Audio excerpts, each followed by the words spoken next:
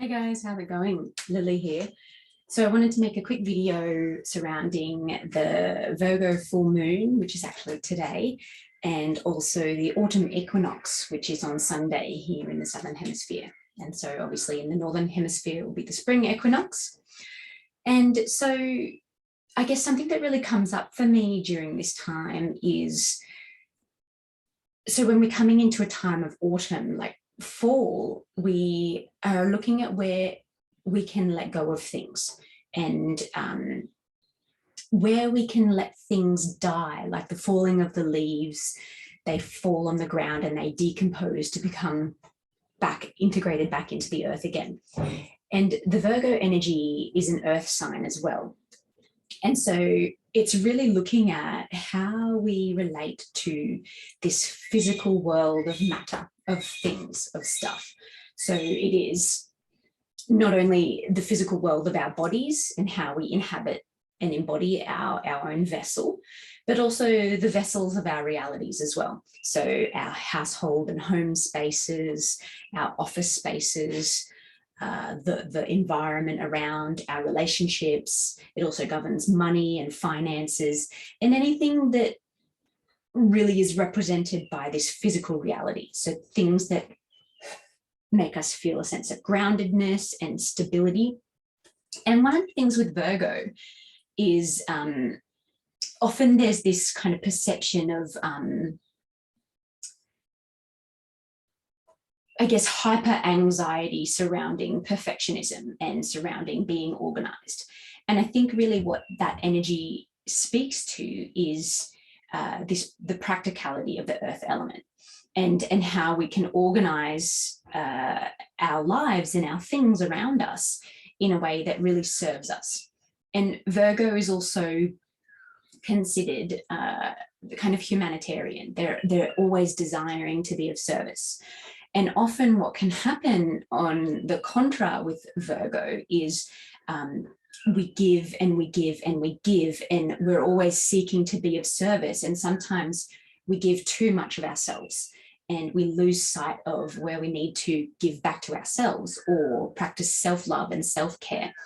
And so it's this delicate balance between giving of ourselves and being of service to others and our friends and our families and our communities, but then also taking the time that we really need to go inward and practice self-care and self-love and self-compassion. And so with the full moon energy, we're looking at the completion of the cycle. And so it's really about where can we let go of things that are no longer serving us? So perhaps we may be overcommitted to certain things, or we may be wanting to come in. Come on. So yeah, as I was saying, is like we may be overcommitting ourselves with this desire to be of service, and it's tied in with our sense of ego. We feel a sense of worthiness when we're able to help others, but we may be sacrificing our own needs and our own desires in order to fit the role that others see us as this helper and as this giver. And so looking at letting go of our attachment to fitting that role of being of service, and we can still continue to be of service and be generous, but in a way that serves us, in a way that's healthy, without having to overstretch ourselves or overburden ourselves. So finding ways we can come back to practices of self-care and daily habits and rituals that really nourish us energetically, so that we have the energy that we need to be able to then share and give to others as well. So I think that's a really important key aspect of this month's Virgo full moon, and also of the autumn equinox that we come into, is like, where can we let go of things that we no longer need, that no longer serve us? How can we let those things die? So maybe we may be looking at, there may be addictive behaviors that we have, or there may be certain attachments that we have to things that we haven't been willing to let go of. And now is a perfect time to look at those areas of your life and look at where can you let go of certain obligations or responsibilities that don't really serve you as well. And so also it's this interesting conversation between self-worth and our sense of ego, and letting go of our attachment to what others think of us. So creating this sense of wholeness and worthiness within ourselves. Like, we don't have to be this cookie cutter. We don't have to always fit the ideal of what others think we should be doing or who they think we are. We can create our own stories and our own narratives of how we fit in or what is our role within the community. And I think that's really important, is finding that sense of self-worth in our individuality and in our own bodies, you know, because Virgo is this really earthly sign. So it's how can we learn to really appreciate the vessel that is our own body and the world around us, to appreciate what we really have, you know, what is it that, what is the abundance that is already around us, rather than this kind of always seeking for more, or this desire or an envy of what others have. So letting go of our attachments to that, and not having our sense of self-worth get caught up in that. And so coming back to some of these seemingly mundane aspects of reality, like these daily rituals of self-care, and how we can become more conscious of those and how it's really impacting us energetically. So perhaps we may be unconsciously going about our days with this lack of awareness. We're just sort of in this mode, this continuous mode of giving and giving and giving, and we forget to give back to ourselves. So really working with that self-compassion. And in some of the journaling activities and creative rituals that I've included in this week's activities is really how can we come into this being of service in a way that nourishes us and that doesn't take our energy away from us unnecessarily. And looking at ways that we can heal. It's like this archetype of the wounded healer comes sometimes, is like, we are wounded as healers, and it's our wounds that drive us to help others. But if we don't do the practices and the daily care and the daily rituals to do the work that we need to do for ourselves, we can't be in a position to help and serve others either. So we need to look after ourselves first. And that's really important. And we don't have to change ourselves, or we don't have to fit the mold of what others think of us or what others are requesting of us just in order to be of service. So really looking at what are your needs, what are your desires, and how can you fulfill those and nourish yourself first before you then take action to be of service to others. And so we can step into this kind of peaceful, calm sense of empowerment with a non-attachment to the desire to help others. And then we can actually help others from a sense of self-sovereignty and self-agency and empowerment, where we're actually having our needs met, and then we're able to contribute back to our communities in a way that's really nourishing and serving for the earth and for the people around us.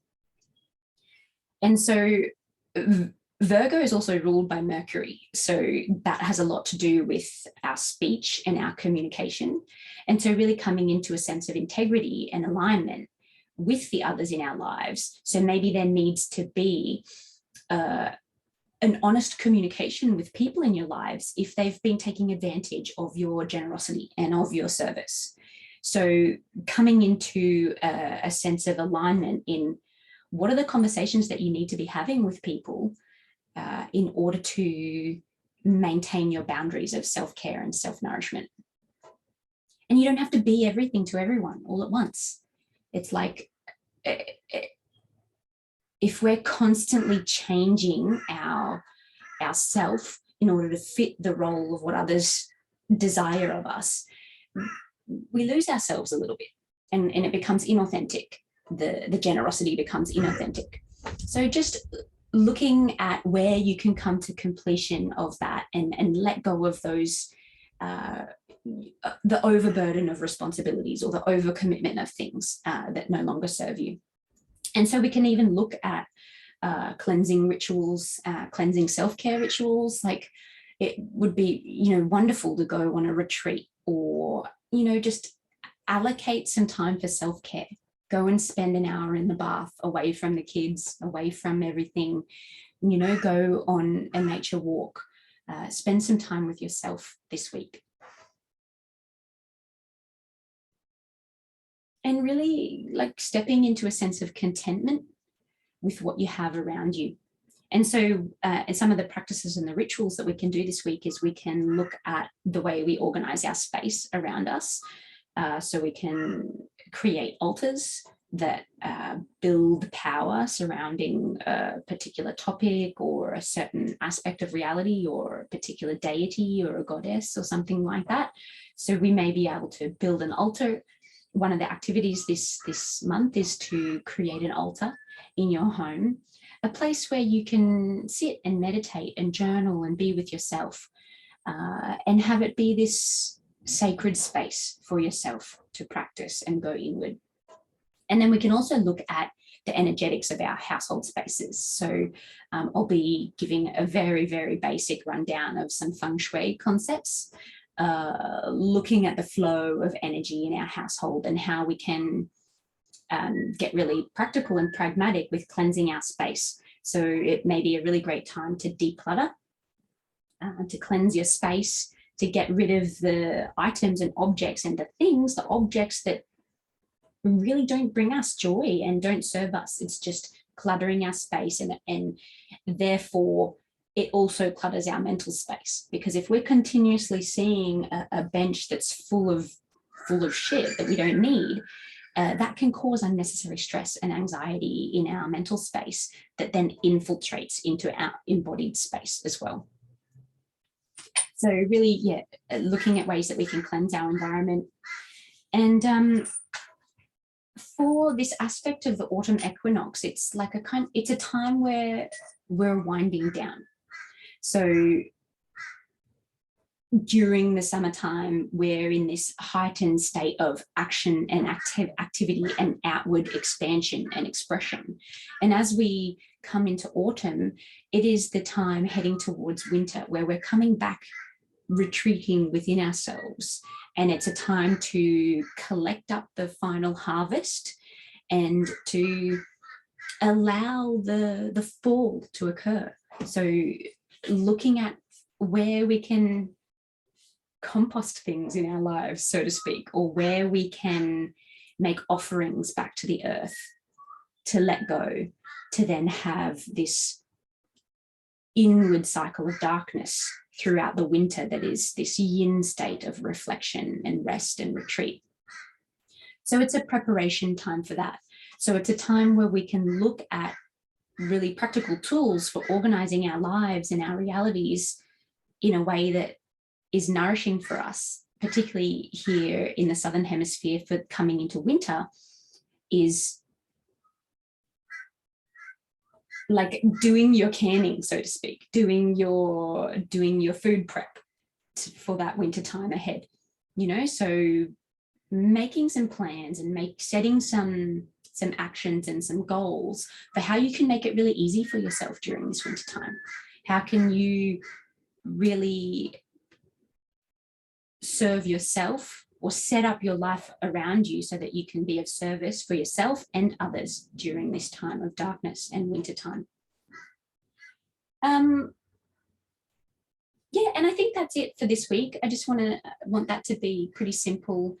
And I've included some different journaling activities and a meditation for practicing self-care and self-love and self-compassion, and really coming into this embodiment of the earthly energy and letting go of the things that no longer serve us. So I hope you enjoy the activities this week and enjoy the meditations, and I look forward to seeing you in the next one, and really starting to enjoy the cool air and the cool energy coming during this autumn time as we come into winter, to celebrate the autumn equinox and the Virgo full moon.